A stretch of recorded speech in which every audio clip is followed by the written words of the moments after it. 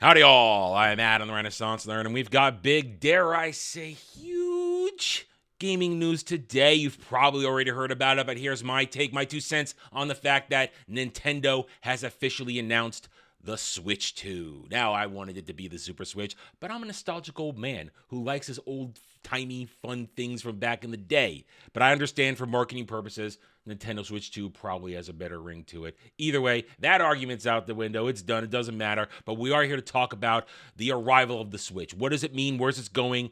Where will it land on the mountain of console history? That's where I'm going to go. And I feel confident I can make this prediction. I can talk about this for various reasons.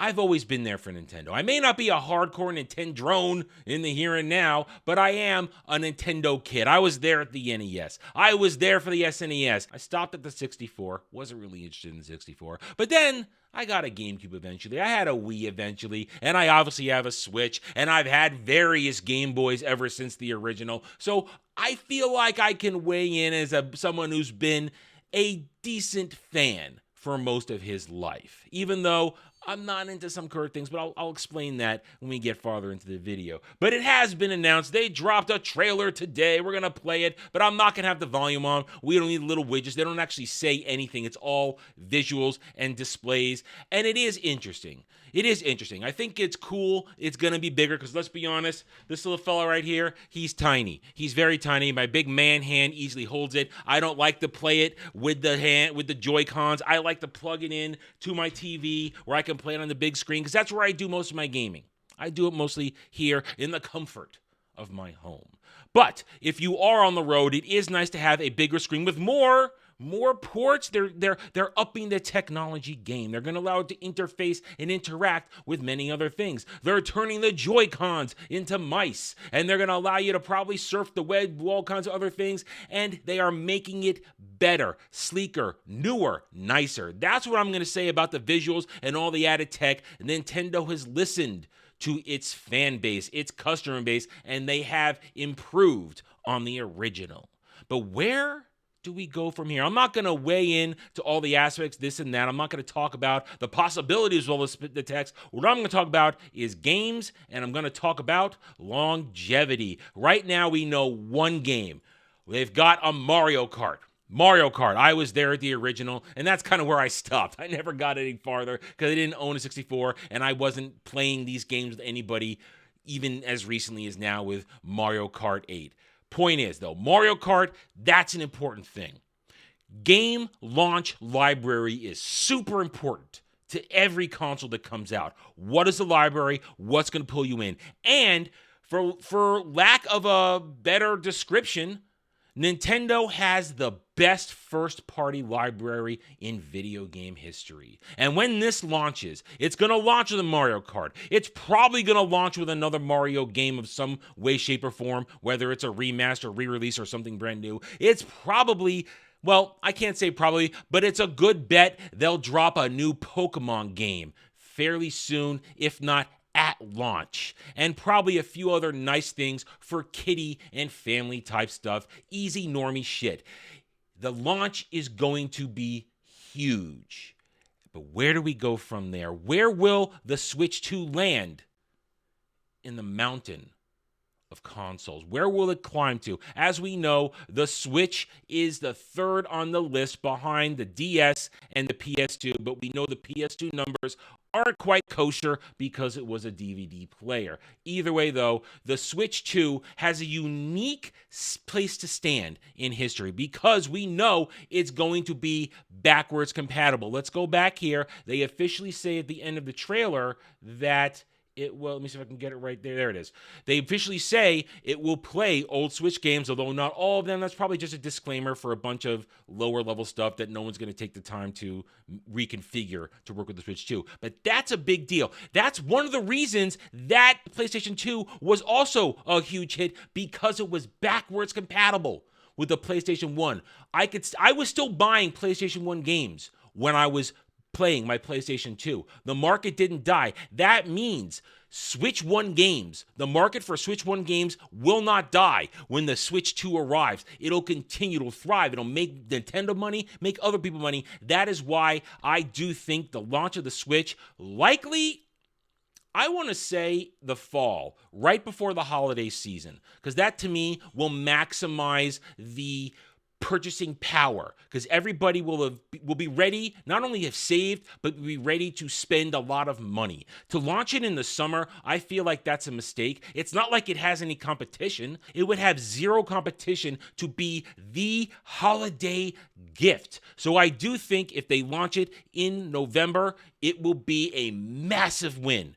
They'll have Black Friday deals. It's gonna fly off the shelf because everybody will be out there with their grandma in tow to go buy one.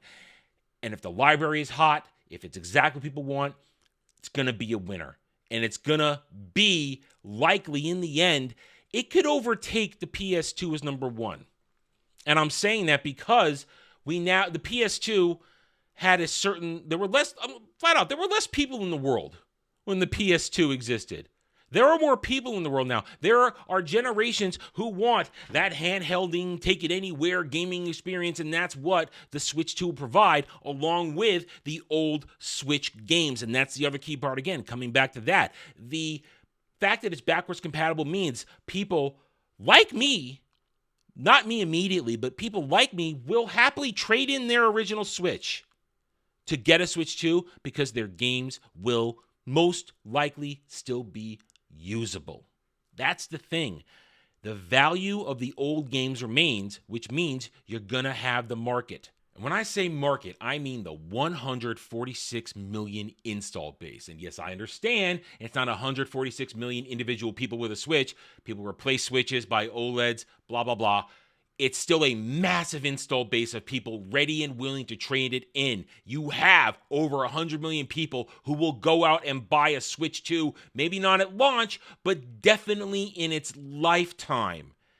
And that is only going to grow because you have an ever-increasing market of gamers who want the experience of the Switch 2, who want those games. They're excited. You've got more people who just want to do the family-friendly stuff. The fact that the Switch is the perfect combination of a home console and a portable console. The Switch 2 will be even better. It'll reach an even broader market. It's going to skyrocket. By the end, the Switch 2 will probably be the number one selling console of all time. I'm going to say that now. When all is said and done, when this life cycle of it ends, it will be the largest selling one because everybody's going to want one. And simply the fact that Nintendo plays its own game. It's going to do what it wants, and it's never going to lose its hardcore built-in fan base. It will only expand its audience, its customer base. So it's going to win. In the next coming weeks, we're going to get a bunch of Nintendo hands-on events. All things are going to happen. We're going to learn more things, probably get more game announcements. The fervor is only going to rise. People are only going to get more and more excited until it finally arrives. And when that happens, it's only going to get better because people are likely going to then have massively positive word of mouth. Nintendo, they're the original. We don't talk about Atari. We don't talk about them. Nintendo really is the original console granddaddy. They are the foundation of everything we've done for gaming for 40, 50 years now, and they will continue to do it. Now, I've heard criticisms that some people aren't happy that the Switch 2 is not really innovative, because that's what Nintendo was always known for, innovation. The Switch was an innovation, but now they're just moving on to a bigger, nicer version of the Switch.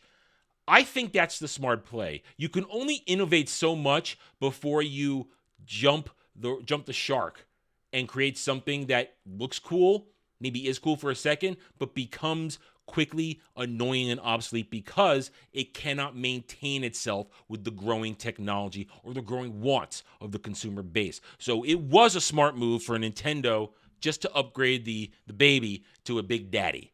Either way, I hope you guys are excited. We'll keep following this. We'll talk about it more on streams in the near future, and we'll see where it goes. But for now, I guess I am done. Thank you for watching this video. If you enjoyed it, a like would be very much appreciated. If you are new here, I invite you to subscribe to me right here on YouTube, where I hope to earn your trust and support using facts and logic, because facts and logic do not care by Fake Fan Stan and SJW Fifis. Thank you again for watching. Take it easy.